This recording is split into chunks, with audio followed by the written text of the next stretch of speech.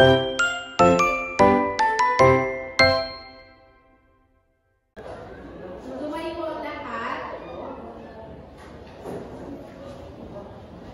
tayo magsimula, manalangin muna tayo. Sino pwedeng mag-volunteer? Okay, Miss Raja.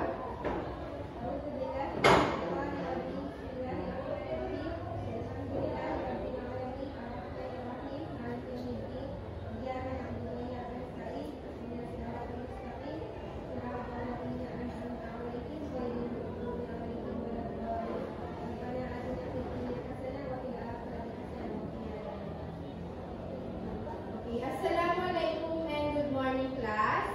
Waalaikumsalam warahmatullahi wabarakatuh And good morning, ma'am. Okay, bago tayo umupo, pwede pakitulad yung mga basura sa ilalim ng inyong upuan. Malinis naman po, ma'am. Naglinis po kami kanina sa umaga. Wala pong sila.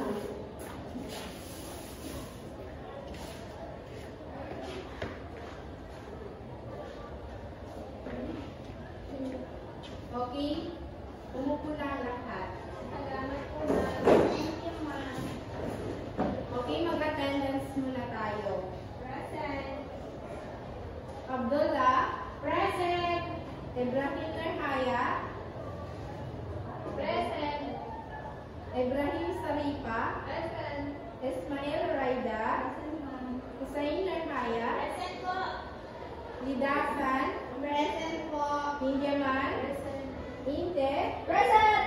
Basir, Present. and Raja. Present.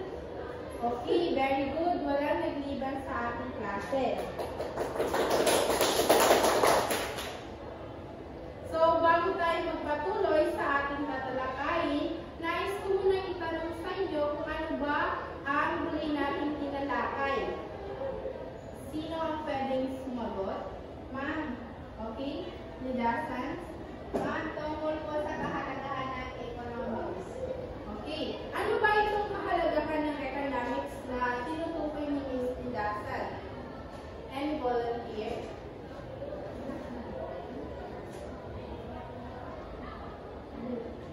Okay, wala. So, ang economics is patungkol sa nakakatulong ito para sa pang-araw-araw na pamumuhay ng mga tao.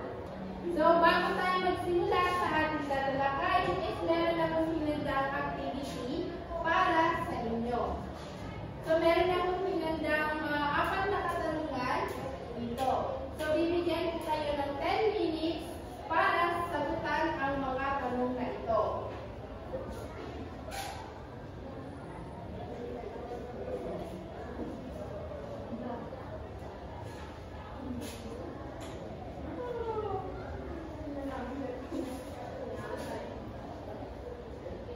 Ma'am, individual po. Yes po, individual. Okay. Ma'am, saan po isulat? Saan po? Sa papel. Anong papel po? Yellow paper. Ano po yung anong size? Hindi po, ma'am. Okay. Manawag po yung kachat ko. 10 minutes.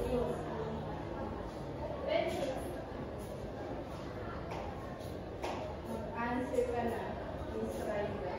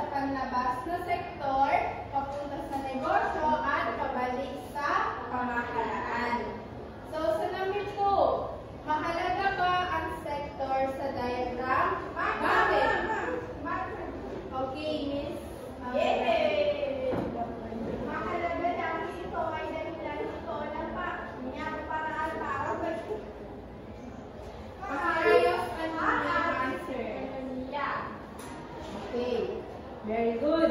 So, mahalaga ang sektor sa diagram dahil ito ang dahilan para mapaganda ang ating ekonomiya. So, sa number 3, paano gampanan ng bawat sektor ang kanyang bahagi sa diagram? Any volunteer? Okay, Dasan.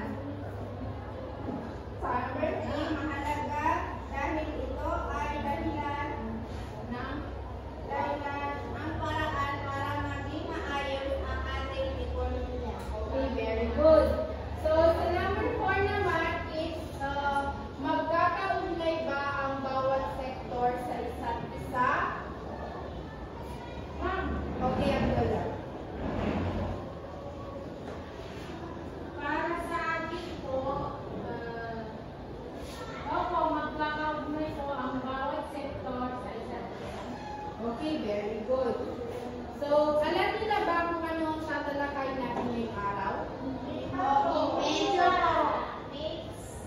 Okay, ang tatalakay natin ngayong araw is patungkol sa paikot-ikot na daloy ng ekonomiya. So, bago ko explain kung ano ba itong paikot-ikot na daloy ng ekonomiya, dito muna tayo sa layunin. So, sino pwedeng magbasa? Okay, Miss Ibrahim. May papaliwanag ang paikot na daloy ng ekonomiya. May lalaman ang paikot na daloy ng ekonomiya at nasusulit kung paano ekonomiya na nagkakatulong sa ating bansa ng mga proseso ng paulit-ulit o paikot-ikot. Okay, thank you. So, narito ang apat na sektor sa paikot na daloy ng ekonomiya. So, meron tayong sambahayan, bahay kalakal, pamahalaan, panlabas na sektor. So, any idea about sa sambahayan? Sambahayan ang kapitbahay? Hindi. Hindi ko ba simbahan? Hindi. Paano ma'am? So, ang palengke? Hindi. May idea ba kayo dito sa sambahayan? Yes, ma'am. Any volunteer? Ma'am, si Talipa daw po. Okay, Miss Talipa. Ma'am, ang sambahayan at sambahayan. Ayos. Okay, ayos ang ninyo. Ang sambahayan ay nagbibigay ng mga salik. Ang pagdansyon tulad ng lalasang paggawa, lupa at kapital na pamamagitan ng pagtatrabaho at pagpapautang at pag-invest. Okay, yan, tama. So, ang sambahayan ay isang sektor na binubuo ng taos na tugunan ang pangangailangan at kagustuhan ng maraming tao. So, the number 2 is bahay kalakal. Any volunteer? Bahay kalakal. Ay, meron pa ba? Sino pwedeng sumagot maliban kay Miss Talipa? Ma'am, namin na.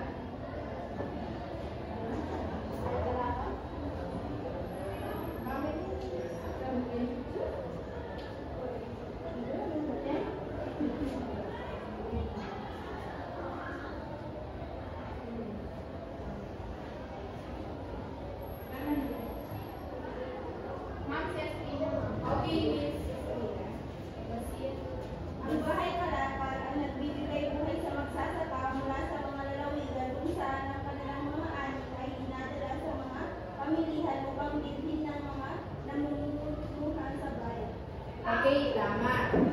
So, ang bahay kalakal ay isang organisasyon o lugar na nakatuon sa pagbili or pagbibenta ng mga produkto. So, sa number 3 is pamahalaan. So, ano ba itong pamahalaan? Any volunteer? Ang gobyerno. Yes, gobyerno. Ano ba? Okay, Miss Lilasan. Ma'am, ang pamahalaan din ang nagsisiguro ng ligtas at patas na palitan ng mga produkto ng bawat ekonomiya ng iba't ibang bansa.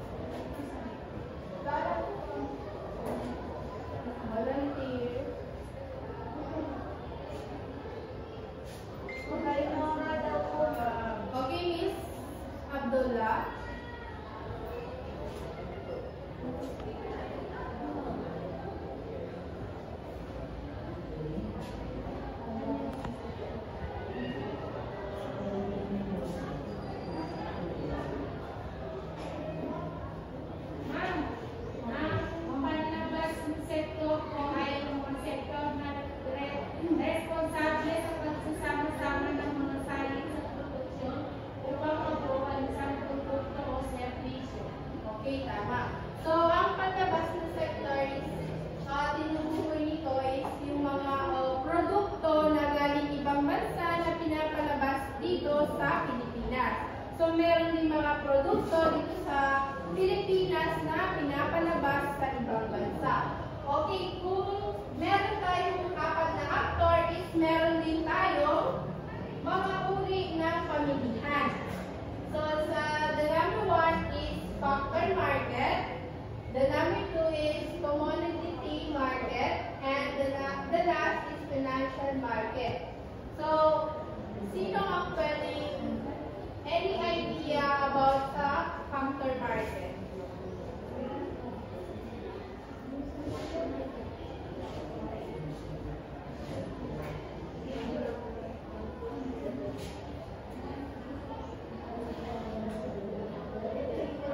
Okay, Miss Basier. Ang factor market ang siyang nanganasiwa kung ano ang higit na kailangan sa pamilihan. Sila yung namumuha sa pagpasok at paglabas ng mga produkto buhat sa pamilihan. Okay, tama. So, ang factor market ay tumutukoy sa merkadong nagpapaikot ng isang negosyo. So, the number 2 is commodity market. Any volunteer? Okay, wala? So, okay, ang commodity market ay isang kailangan pag halimbawa nito is meron bumili sa'yo. So, kailangan ito yung paano ka makikipag-communicate sa paano ka makikipag-communicate sa mga bumibili sa'yo. Yes. Yes. So, the last is financial market. Madali lang yan. Any volunteer? Pamilihan ng financial. Si Basir. Okay, Basir. Very good si Basir. Ang financial market ay ang sektor ng ekonomiya na siya nakakasiwa sa pagpapakutang para sa mga negosyante. Ito ang nagbibigay ng kapital sa pagnenegosyo at tumutulong sa mga pangailangan. Okay, very good.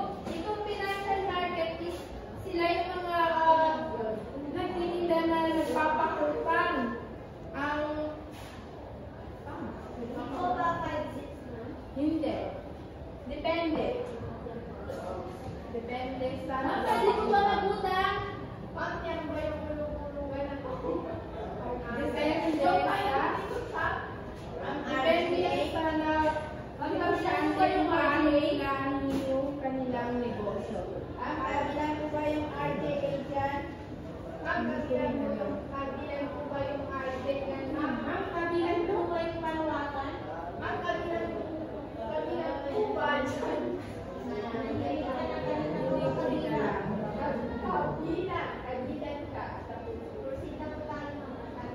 Okay. Kung naintindihan nila kung ano ba itong mga actor or mga uri ng pamilihan is meron akong hinandang dalawang tanong. Wait lang.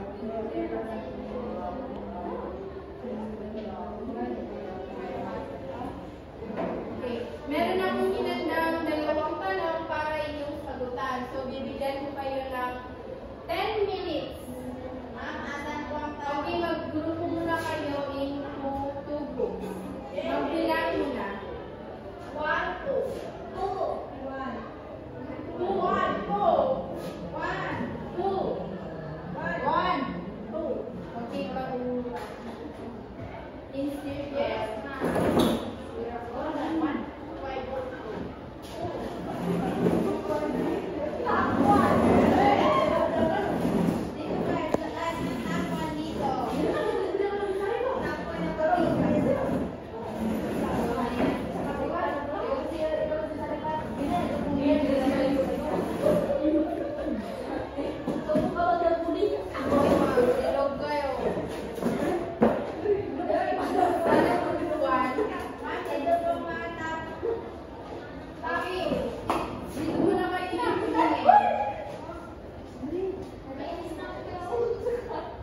So, ito yung dalawang tanong na inyong sasagutan.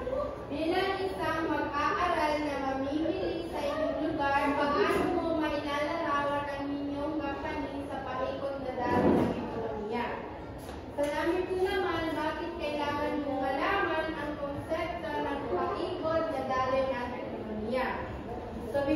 kayo ng 10 minuto para i-answer yung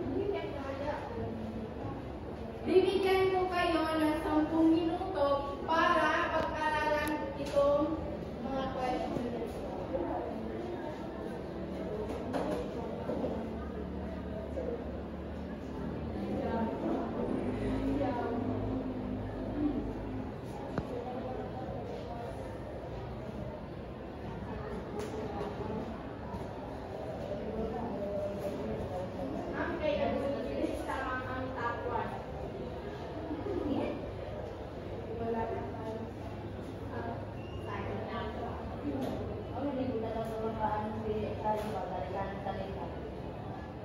Wala naman anak ko. Always nakapakain sa... Ang tawag ko kayo sa pagkain, ma? Mamaya. Sabi ba tutulog? Ma, tama. Tama.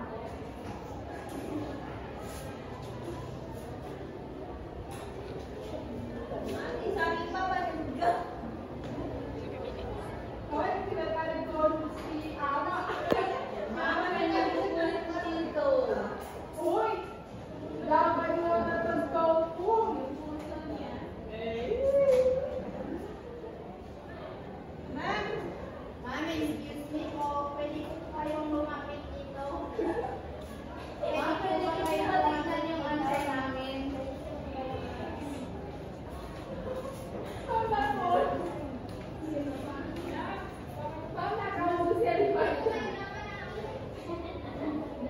Mama, kaya ba magsabunutan na itong dalawa? Papabuli nila sa isa't isa. Ay, para may mga grade 1 na. Mamaya sa Sabi pa, sabi ko sa lipa. mamaya Oh, sa ang grade ganda nito. Gusto niya kung ako sa pagiging labwa. Sik-sik kasi. Ma, ay naman magbago ng lipstick. Pagkakamataga ko. Dito na. Tama po si Alibay. Hindi ko kasi.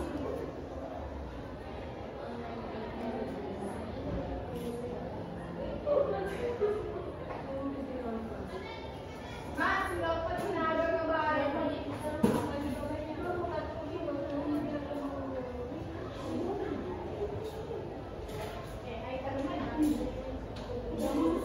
So, pagkatapos ng sagutan nito, meron ka akong isang activity na sasagutan. Ay,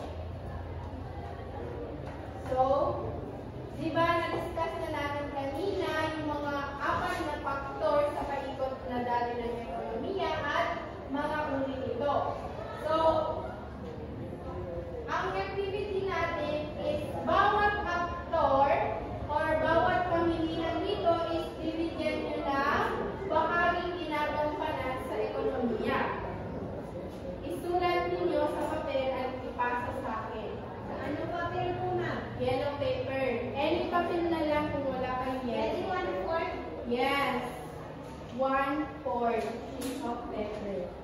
Ma'am, i-save po. Yes, i-save. Po inyong Words po, location. i-save. Okay, Ma'am Justina. Ano ba yung ginagampanan niyang sambahayan? Sa ekonomiya. Ano yung ginagampanan ng pamahalaan sa ekonomiya? Ito, so bibigyan ko kayo ng another 10 minutes para sagutan ang activity niya.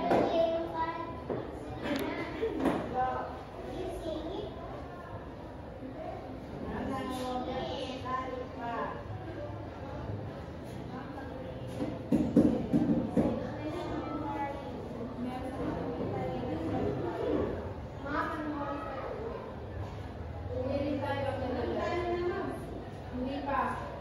Meron pa tayong 20 minutes. So 10 minutes para sa activity. 10 minutes na paglaro. Then 10 minutes plus is ang pinaka-10 minutes. Opo, ma'am. Okay, magsulat niya. Then sisimula ng 10 minutes.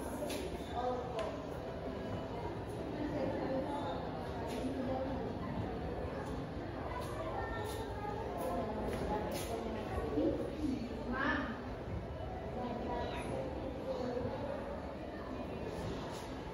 Ma'am. Yes? May tanong ba? Any question? Ay, hindi ko na kaya pa.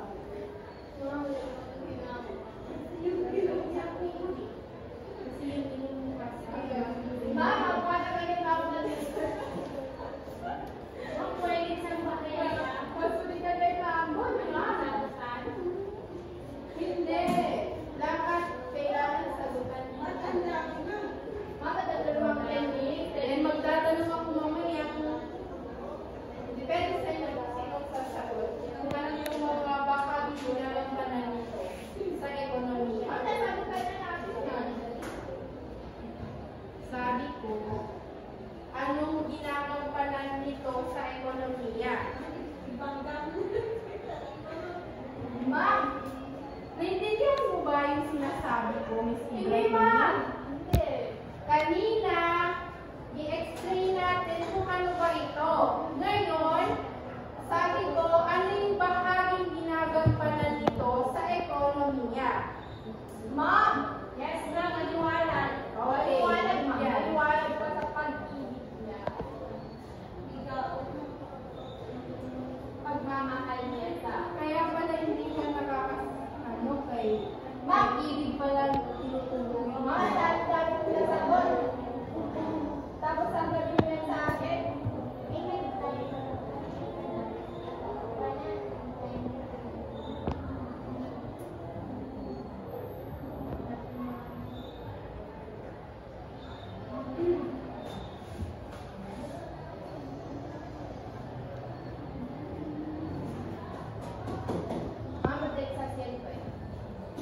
Bawal mag-cellphone.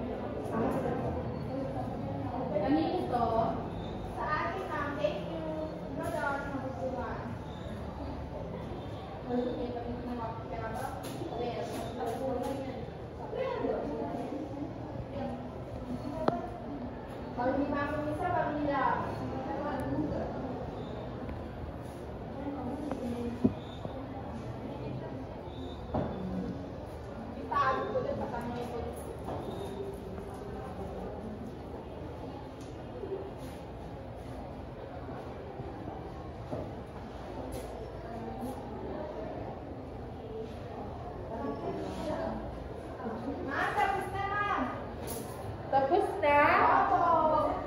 Okay. Tatawag ako ng pangalan, kailangan masagutan ka. Miss Ibrahim, Saripa. Miss, ma'am, sakinupat. Okay. Ano ang bahaging ginagampanan ng sambahayan sa ekonomiya? Well, ma'am, isang sektor na binubuo ng lahat ng tao na nagnanais na matugunan ng walang hanggan na nakauusan. Ang pangangailangan at kagustuhan ng maraming mga tao. Okay, tama. So, sa number 2, Ridasan, ano ba ang bahaging ginagampanan ng bahay kalakal sa ekonomiya? Na-discuss natin yung Ang kanina. bahaging ginagampanan ng bahay kalakal sa ekonomiya ay ito yung sektor na responsable sa pagsasama-sama ng mga salip sa produksyon upang mabuo ang isang produkto o serbisyo. Tama. Sa number 3, Abdullah, ano bang bahaging ginagampanan ng pamahalaan sa ekonomiya? Ang bahagi po na ginagampanan ng pamahalaan sa ekonomiya ay siya yung tumututol sa pangangailangan ng mga tao na naninirahan sa lipunan at sa pamayanan. Okay, tama. Very good. So, the last is, sinong pwedeng, okay, Miss Raida, ano ba ang bahaging ginagampanan ng panlabas na sektor sa ekonomiya? Miss Raja, huwag po tayo matulog sa ating klase.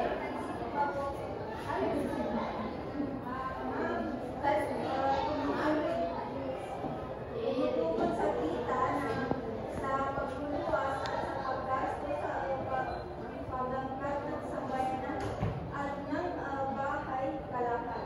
Okay, tama. Very good.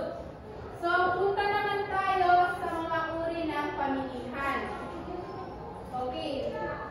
Number 1, didasan. Or ragda. Ano ba ang ginagampanan ng factor market sa ekonomiya?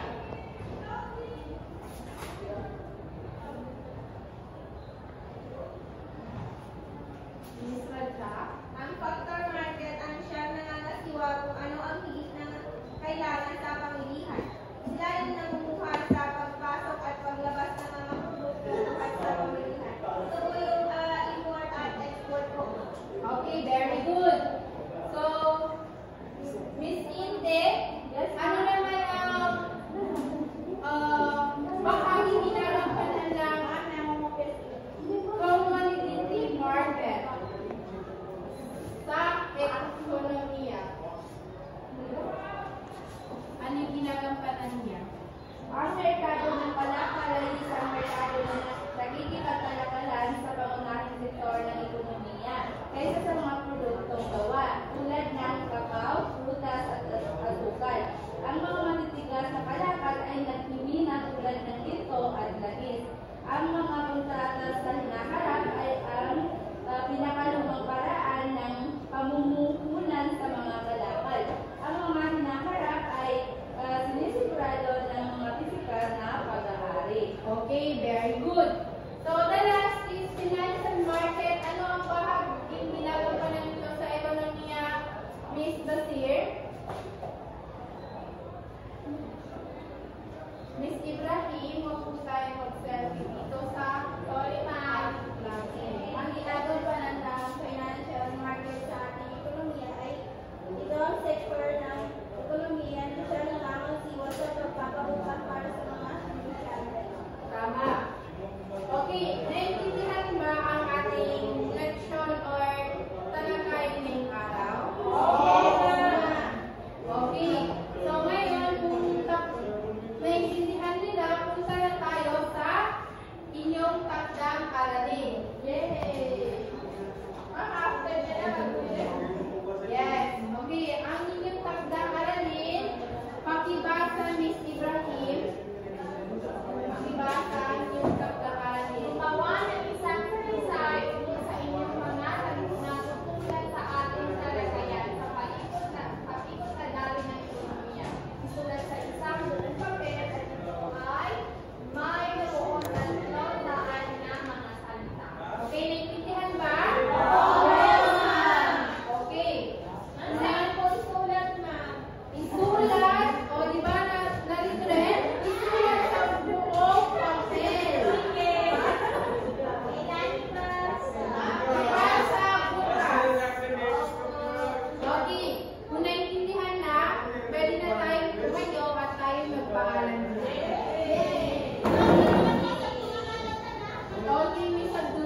pwedeng duha ka muna.